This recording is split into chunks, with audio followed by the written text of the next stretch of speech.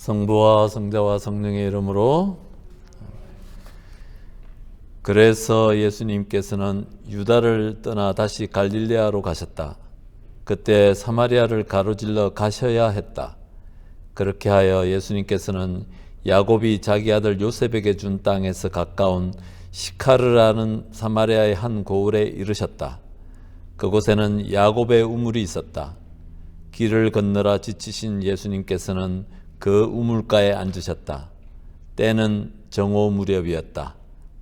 마침 사마리아 여자 하나가 물을 기르러 왔다. 그러자 예수님께서 나에게 마실 물을 좀 다오 하고 그 여자에게 말씀하셨다. 자비로우신 주 하느님, 저희들도 이 시간을 통해서 사마리아 여인이 당신의 자비하심을 체험했던 것과 같이 저희들도 당신의 자비하심과 당신의 사랑을 체험할 수 있도록 이 시간 함께 해주시고 이끌어 주십시오. 우리 주 그리스도를 통하여 비나이다. 성부와 성자와 성령의 이름으로 아멘. 오늘 우리가 사마리아 여인에 대해서 얘기하기 전에 지난주에 여러분들께서 그 니코데모의 이야기 안에서 카톡방에다 올리신 몇 가지를 나눔을 보고서 제가 이렇게 느끼는 대로 조금 나누고자 합니다. 네. 신앙, 하느님에 대한 상, 이미지죠. 하느님에 대한 그릇된 상에 대한 말씀을 하신 분이 계셨습니다. 예, 저희들은 영적 지도를 할 때, 비정 지도를 할 때 제일 중요하게 보는 것 바로 이 하느님 상에 대한 것들이죠. 그래서 우리가 하느님에 대한 잘못된 그릇된 상, 심판하시고 벌 주시고 또 이렇게 혹시 너 저 뭐 잘못할까 해서 눈 부릅뜨고 지켜보시는 하느님 상을 갖고 있으면은 정말 하느님 사랑 체험하기가 어렵거든요. 그래서 그 상, 그 이미지에 대한 것들, 제일 비정지도를 하면서 제일 중요하게 생각하고 있습니다. 예, 그래서 우리가 단편적으로 알고 있는 지식으로 생긴 하느님께 대한 잘못된 상, 우리 한국 사람들은 제 생각에는 조물주에 대한 신앙이 있어서 그냥 그 조물주에 대한 이미지, 근데 예수님을 통해서 우리에게 알려주시는 그 하느님에 대해서 잘 이해를 못한다는 생각이 듭니다. 우리가 미사 때 끊임없이 반복해서 그분의 사랑과 그분의 희생을 이렇게 기념하고 있는데 그 사랑에 대해서 우리가 마음이 닫혀져서 어쩌면 우리의 습관 때문에 그 하느님의 사랑을 잘 못 보고 있는 것 아닌가 그런 생각이 듭니다. 그래서 계속 우리가 기도해야 되고 또 성서를 공부해야 되고 해야 하는 이유가 바로 여기에 있다고 생각됩니다. 그래서 많은 분들이 신앙생활이 십자가를 지는 고달픈 그런 신앙생활을 하시는 분들을 많이 봐왔던 것 같아요. 그래서 이런 것들 우리가 기도 안에서 하느님 사랑의 하느님을 체험하시는 그런 길로 갈 수 있으면 그거보다 더 큰 은총은 없다고 생각합니다. 그리고 내가 하느님께 대한 어떤 이미지를 갖고 있느냐에 따라서 내가 나 자신을 바라다보는 눈과 또 내가 다른 사람들을 내 주위의 가족들을 바라다보는 눈 자체가 바뀔 겁니다. 그래서 하느님의 사랑을 깊이 체험하면 할수록 우리가 사랑의 삶을, 나눔의 삶을 살 수 있을 것 같습니다. 예, 또 한 분이 나눠주신 것 다 감동이었는데 예수님의 눈은 그 니코데모의 갈증을 보고 계셨다. 니코데모 안에 있는 갈망을 보시고 니코데모에게 이렇게 자비롭게 예수님께서 대하시는 그 모습들, 예. 그래서 우리가 다 부족한 사람들입니다. 우리들도 니코데모도 하지만 주님께서는 인간과 다르셔서 우리들 안에 있는 그 선한 지향들, 차마 우리가 말로도 다 표현하지 못하는 그런 선한 지향들, 갈망들 이런 것들을 보시고 우리를 자비롭게 대하시고 기다리고 계시다는 것 이렇게 우리가 또 기억했으면 좋을 것 같습니다. 그리고 예수님을 바라다 본다는 것, 우리가 나 자신을 바라다 보거나 또는 외적인 것들을 바라다 보면서 신앙생활을 하기가 아주 쉬운데 위로부터 새로 태어난다는 것, 바로 예수님을 통해서 예수님을 바라다 봄으로써 우리가 나 자신과 우리 주위 사람들과 또 내 안에서 일어나는 많은 일들을 다시 바라다 보게 되는 것입니다. 예수님을 바라다 보면서 신앙생활 하는 것이 이것이 우리에게 아주 본질적인 것이라는 것 다시 한번 이렇게 나눠드리고 싶습니다. 예, 오늘은 사마리아 여인에 대해서 좀 이렇게 송신부님의 책 순서대로 쭉 가면서 제가 여러분들과 좀 나누고 싶었던 것들을 좀 나누겠습니다. 우선은 그 사마리아 여인과 니코데모를 대비를 하십니다. 비교로죠.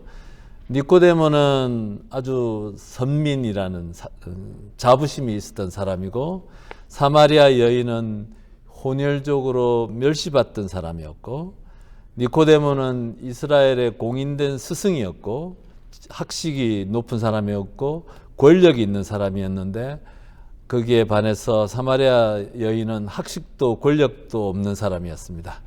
또 니코데모는 바리사이로서 수많은 율법 규정을 철저히 지키며 사는 도덕적인 사람인데 반해서 사마리아 여인은 5번 결혼했었고, 그리고 6번째 남자도 동거하는 남편이 아닌 사람이었습니다. 윤리적으로 문제가 많은 사람. 그래서 또 니코데모가 예수님을 찾아온 때는 밤중인데 사마리아 여인은 한낮에 예수님을 만났습니다.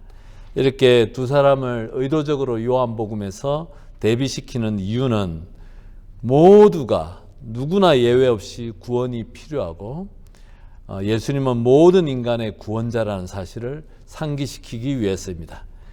그래서 모두가 하느님 자비와 구원이 필요한 존재, 아무리 도덕적인 사람이라 하더라도 죄인이기도 하고 하느님의 자비와 구원이 필요하고, 또 아무리 멸시받고 죄인이고 또 도덕적으로 문제가 있는 삶을 산다 하더라도 그 어떤 사람도 하느님의 구원에서 제외되지 않는다는 그것을 요한복음은 우리한테 전해주기 위해서 이렇게 두 사람을 3장과 4장 대비시키면서 이렇게 우리에게 그 복음을 전하고 있는 것입니다.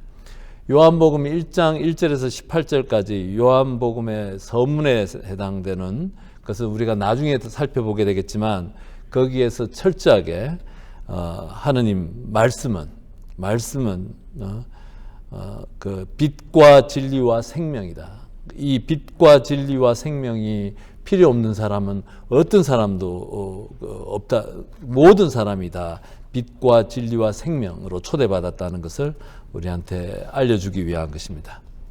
왜 사마리아 마을을 거쳐서 예수님께서 갈릴레아로 가려고 하셨을까? 그러니까 그 유다인, 그 팔레스타인 지도를 이렇게 보면은 예루살렘이 이렇게 남쪽에 있고 거기가 중심이죠. 그 다음에 예수님의 고향 나자렛과 사마리아 갈릴레아는 북쪽에 있는 것이죠. 북쪽에 있고 그 중간에 사마리아가 있습니다. 사마리아가 있는데 보통 유다인들은 그 율법을 그래도 잘 지키는 정상적인 유다인들은 오른쪽으로 이렇게 갈릴레아 호수에서 쭉 내려오면 그 사해라는 호수가 있는데, 그 호수 요르단강 건너편 길을 이용해서 이렇게 둘러서 이렇게 갈릴레아 지방을 다녔던 것이죠. 왜냐하면은 사마리아 사람들하고 상종하기 싫어서 그렇게 다녔던 것입니다. 그런데 왜 예수님께서 그렇게 가셨을까? 왜 또 사람들은 그렇게 이렇게 이 사마리아 사람들을, 유다인들은 상종하지 않으려고 했느냐면은 거기에는 역사적인 이유가 있습니다. 우선은 그 기원전 722년에 아시리아라는 그 대제국이 사마리아 지역을 점령하고 다른 민족들을 이주시켜서 거기에서 혼혈족들이 생겨나게 됩니다. 그래서 유다인들은 여기에 사는 유다인들을 혼혈종으로 자기네들 부정한 사람으로 여기기 시작을 했고, 그래서 536년 바빌론 유배 후에 남쪽에 예루살렘의 유배 사람들이 이렇게 되돌아왔을 때 제일 먼저 하느님의 성전을 예루살렘에 지을 때 이 사마리아 사람들이 도움을 주고 같이 짓자라고 이렇게 했는데 예루살렘에 있었던 정통 유다인들은 그들의 부정한 그러한 그 뜻을 받아들이지 않고 거절했습니다. 그래서 따로 자기네들끼리만 이렇게 성전을 이렇게 건립하게 되었고, 거기에 화가 난 사마리아 사람들은 거기 자기네들 스스로 자기네들의 성전을 따로 세우는 것이죠. 그리고 또 제사장을 따로 또 임명을 하면서 양쪽의 감정의 골이 깊어졌고, 그리고서는 급기야 기원전 128년에 유다인들, 남쪽에 예루살렘에 있는 유다인들이 사마리아 사람들의 그 성전을 파괴하고 불질러 버립니다. 그래서 그냥 극도로 이렇게 사이가 좋지 않은, 그래서 바로 사마리아를 통해서 갈릴레아 지역으로 가면은 이렇게 그 훨씬 빠른데 이렇게 오른쪽으로 가서 요르단강 건너편으로 해서 이렇게 올라갔던 그 길로 다녔는데, 예수님께서는 오히려 여기에서 동사를 반드시 가야 한다. 아까 우리가 복음을 읽을 때도 가셔야만 하는 것이죠. 반드시 뭐뭐 해야 한다는 동사 대의를 쓰고 있는데 반드시 사마리아를 가로질러 가셔야만 했다. 그게 이유가 뭐냐면은 하느님의 뜻이었기 때문에. 요 동사는 그 니코데모와의 대화에서도 또 등장을 합니다. 너는 반드시 위로부터 다시 태어나지 않으면 이렇게 영원한 생명을 얻지 못한다라고 하면서 반드시 태어나다 뭐뭐 해야 한다라는 그 동사가 똑같이 사용되어졌는데 이제 이렇게 한국어 미사만 성경만 보면은 우리가 그 뜻을 의미를 잘 알 수가 없는 것이죠. 그래서 이렇게 가셔야 하는 것들, 바로 하느님의 아버지의 뜻을 행하시기 위해서 사마리아에서 만나야 되는 사람, 영혼을 구하는 것을 그 소외받고 또 이렇게 차별을 받고 살아가는 사마리아 사람들의 영혼을 구하기 위한 그 하느님 아버지의 말씀을 이렇게 갖고서 찾아가는 이야기입니다. 그래서 우리가 예수님과 성부 하느님과의 관계를 얘기할 때 그 예수님께서 그 부르셨던 사용하셨던 언어 아람어의 아빠라는 단어가 있는데, 그 단어가 예수님과 성부 하느님과의 그 친밀한 관계를 나타내는 말이다라고 우리가 보통 그렇게 알고 있습니다. 요 아빠라는, 아버지라고 우리가 번역되는, 하늘에 계신 우리 아버지라고 했을 때 우리는 번역을 아버지라고 하지만 원래 복음서에 있는 것은 그 아빠 아람어입니다. 히브리 말이 아니라 아람어로 되어져 있습니다. 그리스 말이 아니라. 그래서 예수님의 그 구어죠. 실제로 사용하셨던 단어가 아빠라고 되어져 있습니다. 그래서 이런 친밀한 관계를 통해서 예수님께서는 그 아버지의 뜻을 식별하셨고, 그래서 사마리아로 가시는 것입니다. 그래서 여기서 놀라운 것은 그 예수님께서 보이시는 그 파격에 관한 겁니다. 그러니까 사마리아 사람들을 상종하지 않고, 또 예수님께서는 그 당시 유다인들의 율법은 여인들과 대화하지 않는 것인데, 예수님께서는 그런 것들을 다 뛰어넘고서 파격적으로 그 지역에 가셨고, 또 이렇게 그 사람들을 영혼을 구하기 위해서 가셨다는 거. 여기서 우리가 기억해야 되는 것은 그 예수님의 사랑과 연민이에요. 그래서 그런 것들을 우리가 느끼면 느낄수록 아까 제가 말씀드렸던 하나님에 대한 우리가 갖고 있는 이미지들, 예수님을 통해서 우리에게 다가오는 하느님의 이미지가 달라질 것입니다. 그래서 얼마나 간절히 원하셨으면 또 이런 복음을 갖다가 읽으면은 우리가 읽는 것과 지금 유태인이 만약에 읽는다면 또 다르게 느낄 거예요. 왜냐하면은 율법을 어긴다는 것은 자기를 희생하는 것이죠.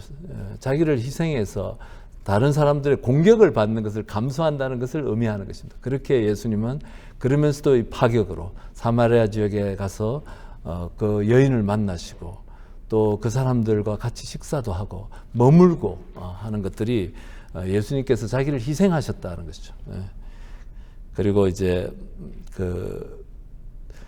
지치신 예수님께서는 그 우물가에 앉으셨다. 때는 정오 무렵이었다.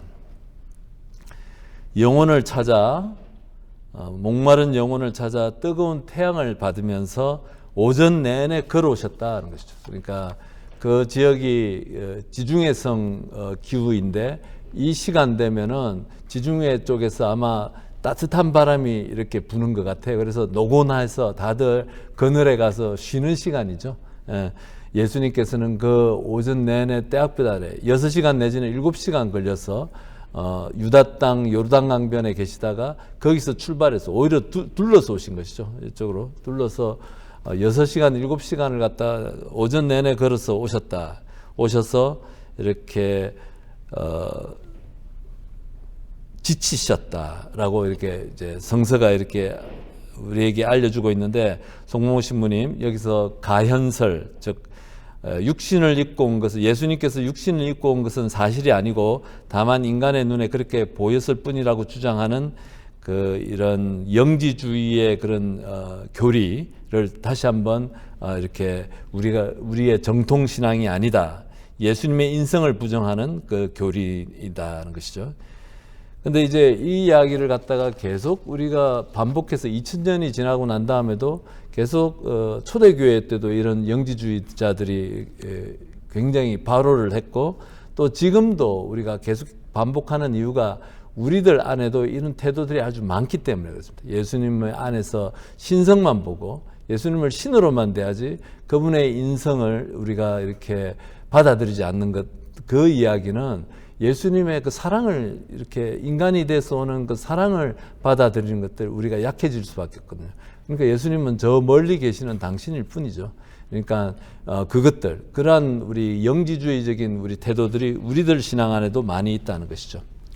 그래서 이렇게 예수님의 인성을 부정하는 것들 반해서 예수님께서는 지치시기도 하셨고 또 슬퍼서 눈물을 흘리시기도 하시고 또 두려워서 피땀을 흘리시기도 하셨다는 것이죠. 예수님께서 인간의 육신을 취하셨고 그 취하신 것이 가짜가 아니고 진짜고 참되게 모든 희노애락을 같이 느끼실 수 있는 분이기 때문에 우리가 따를 수 있고 닮을 수 있는 것이죠. 만약에 예수님이 우리랑 완전히 다른 존재라면은 우리가 예수님을 따를 수가 없는 것이죠. 그래서 우리가 이렇게 복음서에 예수님을 따른 제자들의 이야기가 우리들의 이야기인데 따른다는 것은 바로 예수님께서 인간이시기도 하셨기 때문에 우리가 따를 수 있다는 것이죠. 그래서 이제 예수님과 사마리아 여인이 만났다. 우물가에서 만났는데 구약의 역사를 보면은 이삭과 레베카, 그죠? 아브라함의 아들 이삭과 레베카의 인연도 우물에서 시작이 되고 그 다음에 야곱과 라헬도 우물가에서 만나고 또 이스라엘 역사 안에서 또 훌륭하고 중요한 사람인 모세와 칩보라가 우물가에서 만나서 인연이 맺어지는 것입니다.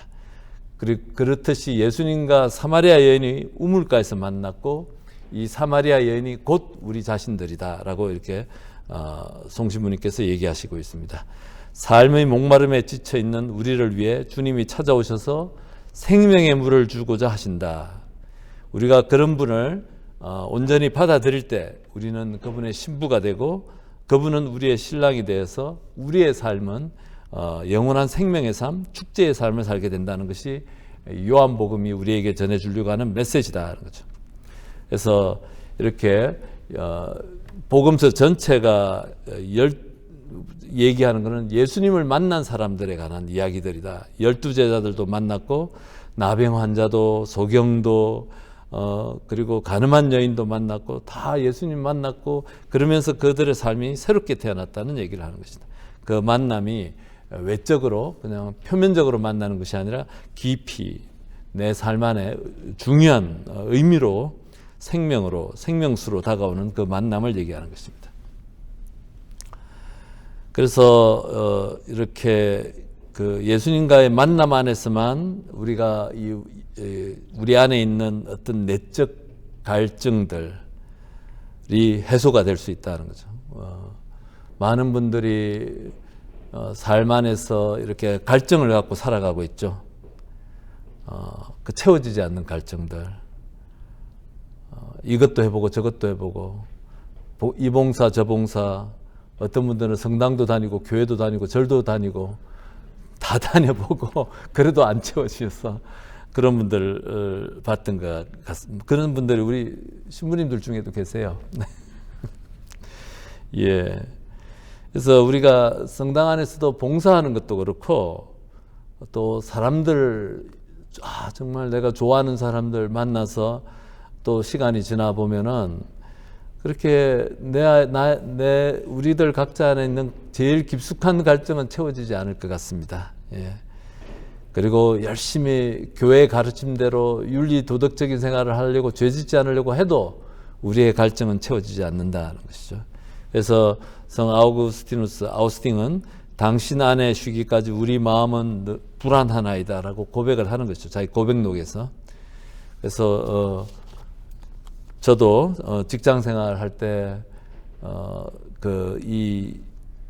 그 갈증 때문에 제 성소의 뿌리는 갈증 때문이었던 것 같습니다. 그래서 매년 제가 직장 생활을 만 4년을 했는데 매년 연말마다 그 바쁜 와중에 회사에서 늘 뛰어다닐 정도로 이렇게 바쁘게 직장 생활을 했는데도 연말마다 이렇게 신학교 원서를 딱 갖다 놓고 받아놓고 쓰지는 못하고 기도만 하고 있었습니다. 그러다가 1년, 2년 시간이 지나서 4년이 됐을 때 이제는 더 이상 이렇게 시간을 낭비할 수 없다 싶었는데 그래서 이제 예수에 신청하게 됐는데 채워지지 않는 그 갈증들 그리고 예수님께서는 이 여인을 만나서 그 여인 안에 있는 이 갈증을 삶의 갈증들을 이렇게 이 여인이 자각하게 되고 그 갈증을 하느님께로 예수님께로부터 이렇게 채우는 길을 열어주시는 겁니다. 그래서 이런 것들 그 다음에 나에게 마실 물을 좀 다오라고 예수님께서 이 여인에게 그 당시 윤리로서는 용납이 안 되는 여인들과 이 길거리에서 얘기도 안 했다 그러죠. 송무모 신부님 책에 보면은 길거리에서 자기 딸이나 부인을 만나도 얘기하지 말라 이렇게 해가지고 유다인들이 막 그냥 전봇대 부딪히고 어디에 부딪혀가지고 고개만 숙이고 다니다가 그래야지 열심한 유다인이라고 그렇게 얘기를 하시는 건데 자관 이렇게 그 와중에 나에게 물을 좀 다오라고 이렇게 말을 건네시는 예수님. 그렇지만 예수님께서는 이 요한복음 4장 어디에서도 예수님께서 물을 마셨다는 기록은 없다는 거죠. 그러니까 예수님이 물을 마시고 싶어서 말을 건넨 게 아니라 이 여인에게 있는 진짜 여인의 목마름을 이끌어내기 위해서 자신이 목마르다라고 이렇게 하시면서 물을 달라고 하셨다는 것이죠. 그러니까 자신의 목마름보다 여인의 목마름에 더 마음을 쓰고 계셨다. 그렇게 얘기를 하시고 요한복음의 상징기법에서 사마리아 여인은 곧 바로 우리 모두를 가르친다. 그렇게 이렇게 얘기를 하십니다. 예, 예수님께서 이 여인과 대화하실 때 단둘이 대화를 하시죠. 12제자를 다 음식을 사게 이렇게 보냅니다. 예, 보내고 근데 그 당시에 이 사마리아 사람들의 음식 그릇을 같이 쓰지 말라라고 이렇게 했던 풍습에 따르면 12명이 전부 다 마을로 가야 될 이유는 없는 것이죠. 한두 명만 가도 되는 것인데 이렇게 다 보내고 단둘이 만나셨다. 그래서 예수님께서 친밀하게 이 여인을 만나시고 여인이 마음속에 있는 그런 갈망들, 여인이 갖고 있는 어려움들을 이렇게 드러내신다. 이렇게 도와주시려고 하시는 것들. 그래서 이렇게 좀 인격적인 만남, 두 사람 간의 만남들이 필요한 것이죠. 그 전에 제가 읽었던 책에 모세는 늘 군중과 대화하는 사람이었고 예수님은 늘 소수의 사람들 그리고 개인적으로 이 대화하시는 분이시다라고 이렇게 읽었던 기억이 납니다. 예수님은 그 모든 것이 복음서가 그렇게 일부러 기록한 것은 우리와의 친밀한 인격적인 그 만남들을 원하셨다는 것이죠. 예전에 제가 수련원에 있을 때 제 1년 선배 신부님 한 분하고 사이가 한번 틀어져 가지고 한 며칠 동안 말을 안 한 적이 있습니다. 굉장히 친한 선배이시고 형님이셨는데 그 싸우게 된 동기도 너무 웃기는 동기예요. 라면을 끓이다가 그릇을 두 개로 해서 끓일까 한 그릇으로 크게 솥을 하나 해서 끓일까 하다가 그것 때문에 싸웠어요. 그런데 그래가지고 한 3, 4일 어쩌면 더 일주일 가까이 됐을지 모르겠는데 근데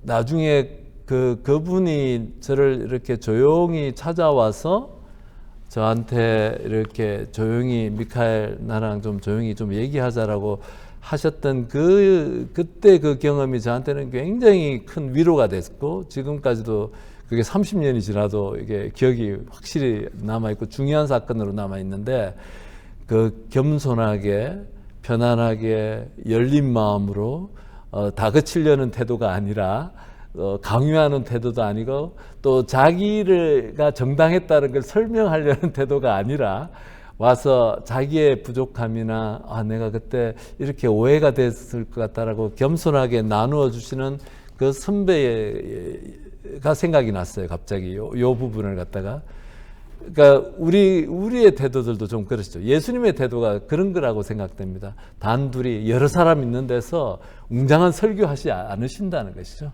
그리고서는 여인을 따로 불러서 이렇게 여인의 물 좀 다오라고 이렇게 편하게 여인의 관심사부터 가지고 얘기를 시작을 해서 여인이 마음속에 있는 그 아픔까지도 다 드러내게끔 하시는 그 예수님의 마음들 또 뭐 그런 비슷한 이야기가 가늠한 여인을 현장에서 잡혀온 여인과 대화할 때도 여러 사람들이 있을 때는 말씀을 안 하시다가 이렇게 다 사람이 떠나고 난 다음에 이렇게 말씀하시는 이런 태도들 단둘이 있으면서 친밀하게 그 자비와 케어하는 보살핌을 느낄 수 있도록 그러면서 이 여인의 마음이 열리고 또 이렇게 조금 다른 것들이 가능성들이 생겨나는 것 같습니다. 그래서 그런 것들 그리고 예수님에 대한 사마리아 여인의 복합적인 태도 당신은 이렇게 그러니까 우리 성서에는 선생님은이라고 번역되어 있는데 9절에 원래 원어는 당신, 너라는 얘기죠. 너는 어떻게 유대 사람이면서 사마리아 여자인 나에게 마실 물을 청합니까? 이렇게 하는 것이죠. 그래서 이 이야기가 나중에 11절에 가서 선생님이라는 호칭으로 바뀌는데 한국어 번역에는 두 개 다 당신으로 번역되어 있습니다. 근데 뭐 그렇게 했던 이유는 사마리아 사람들과 유다인들 상종하지 않는 그 관계 아까 말씀드렸고 또 여인 남녀 7세 부동석 그 얘기도 했고 그 다음에 이 유다인들을 갖다가 아주 더러운 돼지에 비교하는 사마리아 사람들 더러운 돼지에 비교하는 이렇게 유다인들의 그런 그 당시에 그 태도들 멸시하는 태도들이 있었습니다. 그래서 여기에 상종하지 않았다라는 이 동사 만나고 어울리지 않는 것이고 둘째는 그릇을 함께 사용하다라는 뜻을 가진 건데 그릇을 함께 나누지 않는다라는 것이죠. 만나는 것을 피해야 하지만 그것이 불가피하다면 그들의 그릇은 절대 사용하지 말아야 한다. 거기에 비해서 예수님은 파격적이다. 우물물 두레박도 가지지 않았고 예수님이 얼마나 자유로우신지, 얼마나 당대 관습을 뛰어넘어 계시는지, 또 무엇보다도 얼마나 이 목마른 영혼을 이렇게 구원하시려고 하시는 그 사랑과 연민이 가득하셨는지, 이 모든 것이 유다인들한테는 공격당할 빌미를 주는 것이었는데 예수님께서는 그렇게 하셨다는 거예요. 영혼을 구원하는 것이 그분에게는 그것보다 더 중요한 것이 없었다는 것이죠. 그래서 이런 것들은 복음서 안에서 계속 있는 것이죠. 그래서 죄인과 세리들의 친구가 되셨다. 그들과 먹고 마시고 먹보요 술꾼으로까지 오해를 받으셨고, 또 바리사이파 사람 집에서 이렇게 식사 초대를 받았는데 동네에 아주 나쁜 소문이 난 그 여인이 와서 향유를 깨뜨리고 그 발에다가 향유를 부어서 머리카락으로 닦는 그걸 다 받아주시는, 이것은 그냥 단순히 여인과 이 예수님과의 관계만이 아니고 그걸 지켜보는 유다인들, 바리사이파 사람들은 아마 기겁을 했을 거예요. 근데 그런 예수님의 자유와 그 사랑과 연민들, 우리가 복음서 안에서 놓치지 않고 이렇게 봐야 되는 것이고, 거기에는 단지 그 여인에 대한 연민만이 아니고 예수님의 희생이 따르다. 이 모든 것들이 예수님이 십자가에 못 박혀 돌아가시게 하는 원인이 되었다는 것이죠. 그리고 예수님께서 여기 유명한 요한복음서의 그 생명의 물, 생명수, 생명의 물에 대한 이제 그 나중에 계속 우리가 이제 뒤쪽으로 갈수록 이렇게 계속 보게 되는데, 예수님이 주시는 생명의 물, 삶에 지친 우리에게 왜 생수를 주시고자 하시고, 그냥 득 갖다 주는 것이 아니라 이렇게 예수님께서도 사마리아 여인에게 구원의 선물을 주기 위해 6시간, 7시간을 걸어서 땡볕을 걸어서 오실 수는 있지만 강제로 줄 수는 없다. 그래서 이 여인이 그 물을 청하도록 예수님께서 인내를 갖고 그 여인 안에 있는 갈망을 이렇게 불러 일으키신다는 것이죠. 예, 그리고 또 우리가 배워야 될 예수님의 복음을, 기쁜 소식을 전하는 방법이 여인의 목마름을 말하기 전에 당신의 목마르다라고 표현을 하시고, 또 반대로 니코데모 같은 학자에게는 위로부터 태어나야 한다는 심오한 그런 이런 철학적인 말투로서 이렇게 설명을 하시고, 예, 그렇게 하시는 그 예수님의 그 접근 방식에 대해서 얘기를 하십니다. 우리들도 이런 예수님의 태도들, 방법들을 좀 배웠으면 좋을 것 같아요. 교리반, 복음 나누기에서도 상대방 안에 있는, 상대방의 역사 안에 있는, 상대방의 삶 속에 있는 하느님을 발견하도록 공감해주고 이렇게 도와주는 것들이 일어나지 않고 일방적으로 내가 갖고 있는 그 교리 지식을 다 받아들이도록 이렇게 하는 것들, 제가 이렇게 하면서 계속 별 효과가 별로 없었다는 거죠. 제가 그래서 이런 것들이 다 우리가 얘기하는 듣는 것, 경청하는 태도에서 나오는 것이고, 상대방을 듣는 것, 상대방의 마음속에 있는 하나님의 움직임을 보고 공감해주고 인정해주고 하는 것들, 다 리스닝에 관한 것이다. 그렇죠. 그래서 예수님께서 이 여인의 그 마음 안에 있는 것을 끄집어내기 위해서 공감하면서 자신의 목마름부터 먼저 얘기하고 여인한테서 얘기를 편하게 할 수 있도록 이렇게 먼저 이렇게 초대하셨다는 것. 자, 그래서 이제 사마리아 여인의 태도가 바뀌기 시작을 합니다. 제가 지난번 할 때도 말했는데, 이 사마리아 여인 너에서, 선생님에서, 그 다음 나중에는 구세주, 세상의 구원자, 메시아로 이렇게 호칭이 이렇게 계속 바뀌는 것이죠. 그래서 11절에, 9절에서는 너라고 얘기했다가 11절에서는 선생님으로 호칭이 바뀐다. 그러죠. 예. 그거 우리가 기억했으면 되겠고, 그래서, 내가 주는 물을 마시는 사람이 영원히 목마르지 않을 것이다. 라는 것들. 이 단어 안에 내가 주는 물을 마시는 사람에서 마시다는 한 번만 마시면 족하다는 의미를 드러내는 시제이고, 바로 같은 요한복음 7장 39절에 이런 구절이 있습니다. 목마른 사람은 다 나에게 와서 마셔라. 이는 당신을 믿는 이들이 받게 될 성령을 가리켜 하신 말씀이다. 예. 목마른 사람도 와서 나에게 마시라. 내가 예수님의 말씀 안에는 이 성령을 두고 가리켜 하신 말씀이었고, 또한 예수님이 인간에게 주시는 계시, 곧 인간을 영원한 생명으로 이끄는 예수님의 모든 가르침도 이렇게 들어간다는 것이죠. 그래서 다시 한번 강조합니다만은 그 성령께 대한 믿음, 성부의 그 시대가 있었고 성자의 시대가 있었고, 예수님께서 돌아가시고 부활하시고 난 다음에는 성령의 시대라고 우리가 이렇게 얘기를 하고, 그 사도행전이 성령의 행전이다라고 얘기하시는 분들이 많습니다.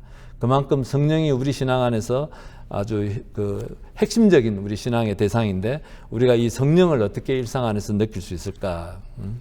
그것이 우리 신앙의 큰 숙제이죠. 성령은 협조자이고, 또 성령께서는 우리 니케아 신경에 나오는 성부와 성자께로부터 발하다. 성부에게서 나오시고, 또 성자에게서 나오시는 성부의 영이시고, 또한 성자의 영이시다.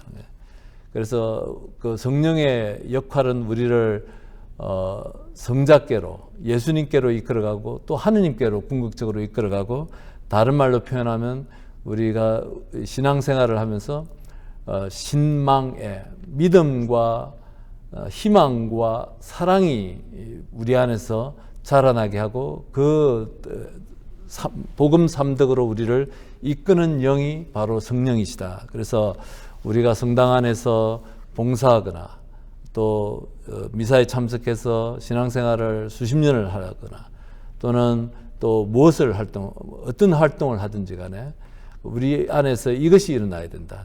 나와 예수님과의 관계가 더 깊어져야 되고, 또 내 안에서 믿음과 희망과 사랑이 자라나야 된다. 이것이 자라나지 않고 하면서 계속 불만이 쌓이고 더 행복하지 않고 더 우울해지고 하면은, 그거는 영적 상담을 이제 사제나 또 주위의 성숙한 신앙인들한테 받으셔야 된다는 것이죠.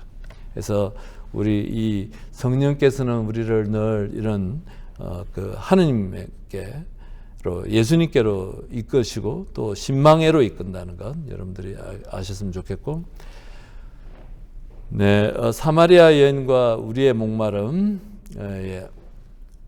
야곱의 우물은 그 시카르라는 그 마을에서 한 2km 정도가 떨어져 있다. 밑에 언덕 마을에서 2km를 걸어 내려가야 되는 것이죠. 그러니까 여인이 2km 내려와서 또 물을 쥐고 2km 올라가는 것이 4km면은 꽤 먼 거리예요. 그러니까 굉장히 고달픈 것이죠. 그래서 이렇게 고달픈 삶을 여인은 살았다. 그래서 근데 이런 고달픈 육신보다도 더 근본적이고 더 깊은 목마름이 있다는 것을 예수님과의 대화를 통해서 여인이 알아가는 것이다. 그래서 그 유다인들의 그 당시에 그 관습과 풍습은 여인이 2차례 결혼할 수 있었고, 특별한 경우에 3차례까지 이렇게 결혼할 수 있었다라고 합니다. 그런데 문제는 지금 2000년 전 팔레스타인 지역이죠. 지금도 여인들의 인권이 정말 형편없는 지역인데, 그 당시에 여성이 이혼을 요구할 권리가 없는 것이죠. 그러니까 그 말은 이 여인은 5번 버림받은 사람이죠. 남자들이 버린 사람이었고, 또 지금도 같이 사는 사람이 남편도 아니었다는 것이죠. 그러니까 아주 그 육신의 목마름보다 영적인 목마름이 훨씬 컸던 사람이었을 것이다. 사마리아 여인은 왜 한낮에 정오에 물을 기르러 왔을까? 많은 학자들이 이것에 대해서 아까 말씀드렸듯이 이 시간이 다들 쉬는 시간이고 집안에서 밖으로 안 나오는 시간인데, 이 여인은 12시에 정오에 떼약볕 아래 이렇게 물을 기르러 온 이유가 다른 사람들을 만나기 싫어서일 것이다 라고 얘기하는데, 거기에 부언을 해서 송모모 신부님은 뭐라고 설명하냐면은, 여인은 그냥 그때까지 퍼질러 자다가 일어나서 물길로 나왔다, 이렇게 얘기를 하는 거죠. 그러니까 계속 잠에 도망가 있는 여인, 그러니까 아무 삶의 목적이 없고 희망이 없는 여인. 그래서 밥은 먹어야 되겠고 물을 가져가야 되겠고, 그래서 물을 길러러 그 시간에 오전 내내 자다가 이렇게 나와서 물 길러 온 그 비참한 여인이다, 그 이야기를 하는 것이죠. 그래서 이렇게 이 여인을 만나기 위해서 6시간 내지는 7시간의 땡볕을 예수님께서 걸어오셨고, 여인에게 따뜻함과 다정함으로 위압적이지 않고 강요하는 방식도 아니고 설교하는 방식도 아니고, 그렇게 대화를 하시면서, 복음서에 나오는 예수님의 대화 중에서 가장 긴 대화가 이 사마리아 여인과의 대화이고, 그러면서 이제 그 여인에게 이렇게 마음속에 있는 그런 자기의 갈망을 드러내게끔 도와주신다는 것이죠. 사마리아 여인은 바로 우리다. 육신의 목마름을 느끼지만 또한 영적으로도 이렇게 우리는 그 갈증을 느끼면서 살아갑니다. 여인이 이렇게 얘기합니다. 주님, 저에게 그 물을 주십시오. 그러면 제가 목마르지도 않을 것이고 물을 기르러 다시 여기 오지 않아도 되겠습니다 라고 얘기한다는 것이죠. 아직까지 예수님께서 영원한 생명의 물을 갖다가 얘기하셔도 이 사마리아 여인은 못 알아듣는 것이죠. 못 알아들어서, 그래서 예수님께서 대화 주제를 바꾸셔서 남편이 없고 남편을 데려오라 하니까 남편이 없고 하다 하니까는 저는 남편이 없습니다라고 한 것은 맞는 말이다라고 예수님께서 얘기하시는 것이죠. 그래서 예수님께서 당신의 초월적 지식을 드러내 여인이 이 예수님 말을 이해를 하게 돕기 위해서 이렇게 자신의 예수님의 초월적 신분을 드러내셨다라고 이렇게 얘기하십니다. 우선은 예수님께서 이 여인과 대화하시면서 예수님은 여인에게 변화된 삶, 도덕적 삶을 살아가길 요구하지 않으셨다. 그녀의 무질서한 사생활도 비판하지 않으셨고, 예수님은 여인 있는 그대로 받아주셨고, 따뜻함과 인내로 대하면서 생명의 물에 대한 갈망을 가지시도록 초대하고, 그릇된 이해를 인내하며 친절하게 가르쳐 주시며 끝내는 믿음으로 이끌어 주셨다. 여인의 어두운 과거를 파헤치는데 강조점을 두지 않으셨다.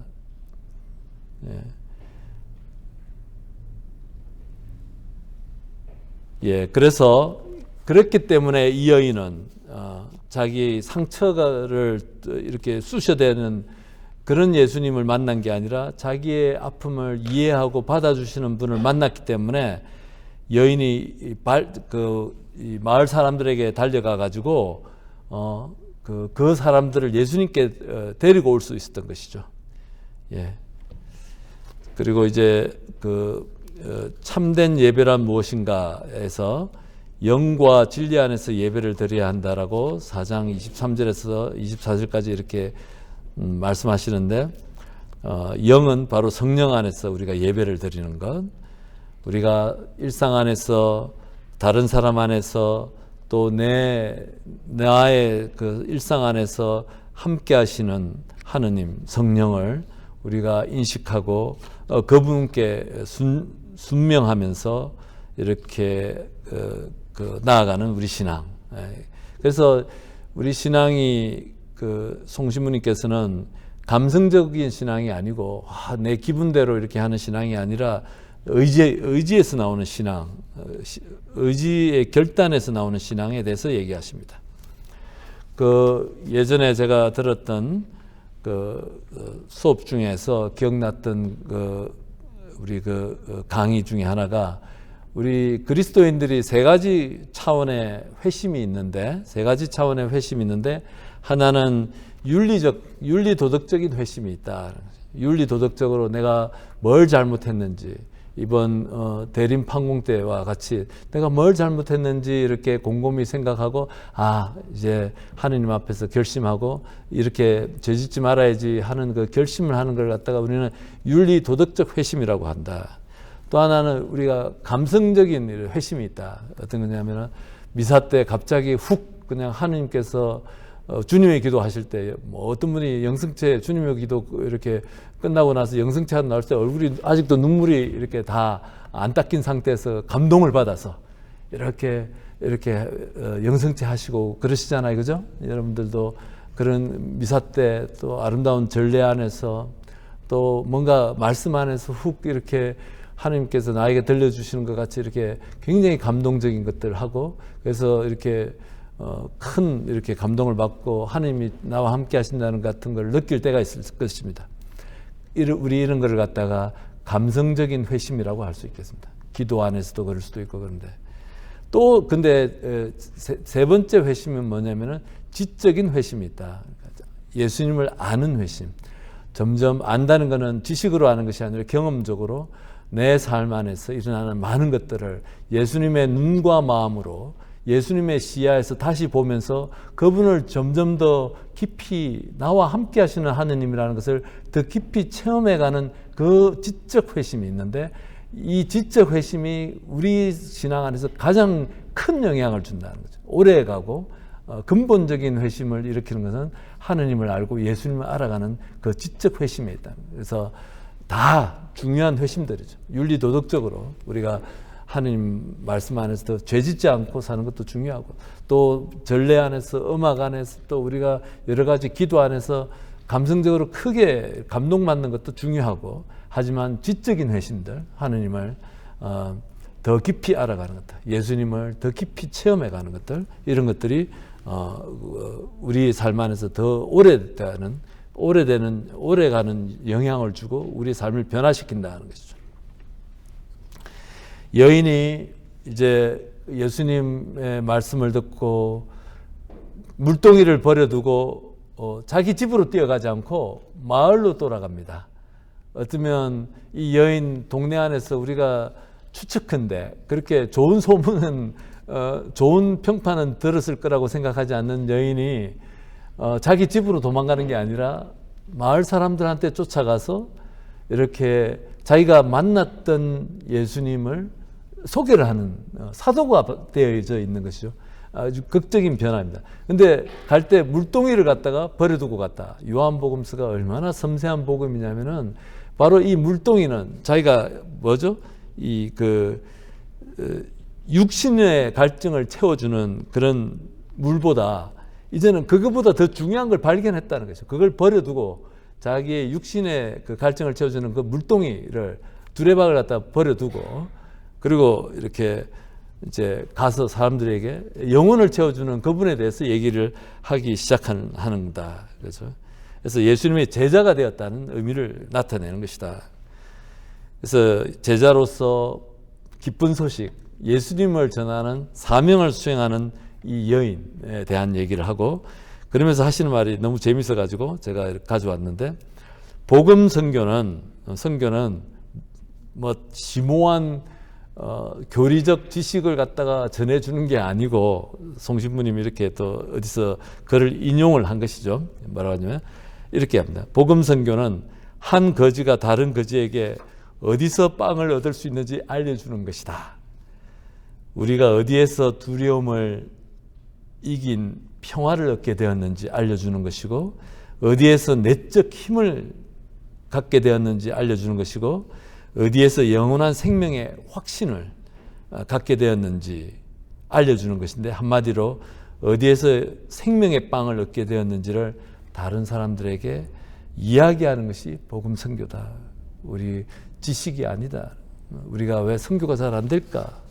아마 우리의 체험들, 우리 각자의 체험들이 부족하고 또 내가 전하는 이 지식들이 사람들에게 그렇게 의미 있게 다가가지 않기 때문에 사람들이 그렇게 그 때문에 성당에 오는 것 같지는 않습니다.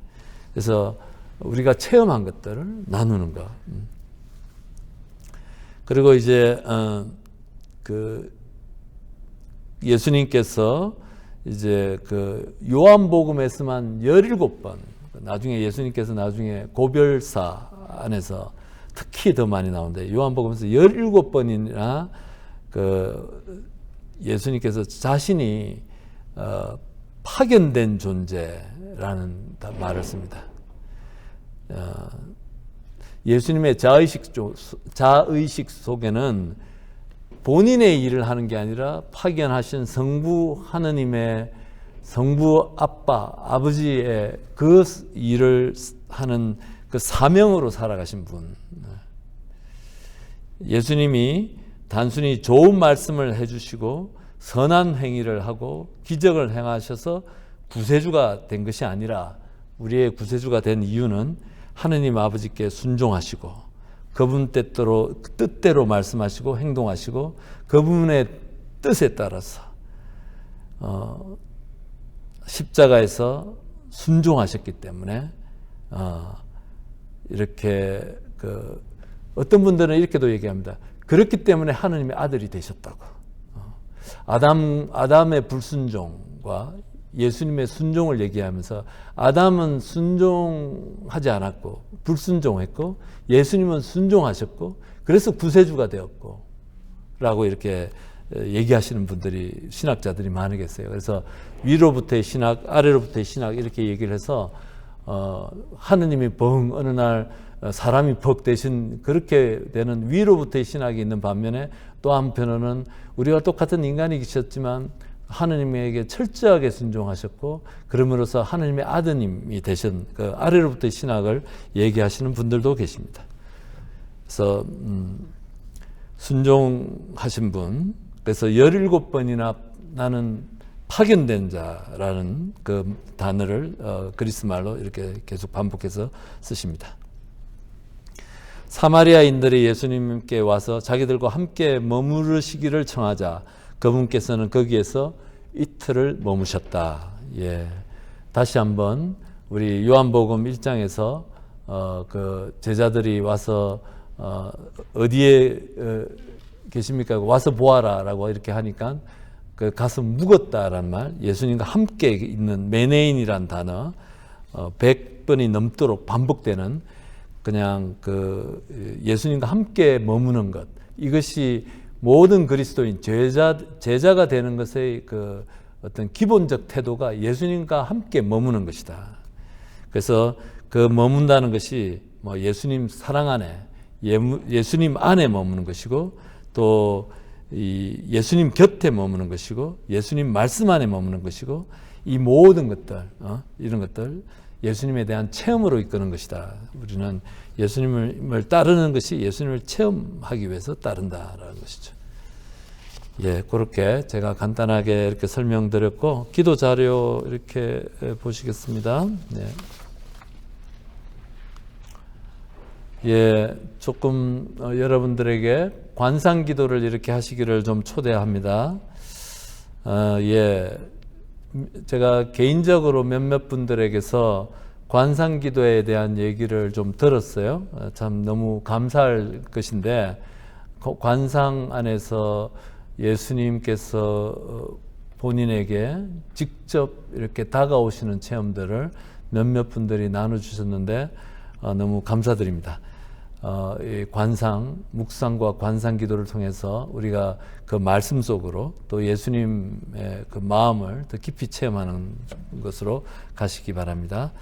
자, 길을 건너라 지치신 예수님께서는 그 우물가에 앉으셨다. 때는 정오 무렵이었다. 요한복음 4장 6절의 말씀을 갖고서 예수님께서 왜 가셔야 됐는지 6시간, 7시간 긴 시간 떼앞볕을 걸어서 그것도 들어가서 시선이 곱지 않는 사마리아 사람들의 마을 또 그곳에 들어가는 사람들을 달갑게 보지 않는 또 유다인들의 시선을 다 무릅쓰고 그렇게 가시는 그 예수님. 예수님은 가시면서 무슨 생각을 하셨을까? 그래서 그냥 예수님과 함께 동행을 한번 해보도록 초대하고 싶어요. 예수님과 함께 동행을 하라. 여러분들에게 쉽지는 않겠습니다만 친구처럼 질문도 한번 던져보시오. 마음속에 나는 게 질문을 한번 던져보시오. 어떤 질문도 좋습니다. 어떤 분들은 예수님 너무너무 어렵고 힘들어서 감히 말 걸 상대가 안 된다는 것을 자신이 느낄지도 모릅니다. 그만큼 우리가 예수님과 거리가 있다는 것을 뜻하는 것이기도 합니다. 그것도 기도의 아주 중요한 사인이에요. 내가 예수님과 그렇게 가깝지 않구나. 그래서 무엇이든지 간에 한번 예수님과 동행하면서 이렇게 이런저런 생각들, 느낌들을 한번 질문해 보는 거. 예수님께서 무엇을 느끼고 계시는지 또 무엇을 보셨는지 이런 것들 같이 이렇게 걸어가면서 질문해 볼 수 있겠습니다. 또 하나는 사마리아 여인을 좀 이렇게 봤으면 좋겠습니다. 한낮에 물을 기르러 나온 이 여인, 고달픈 그녀의 인생을 상상해 봅니다. 그녀의 마음속에 있는 갈증과 목마름을 느껴보고, 또 그녀의 눈에 비친 예수님 어떤 분이셨을까? 예수님에게서 무엇을 느꼈을까? 예수님에게서 무엇을 봤을까?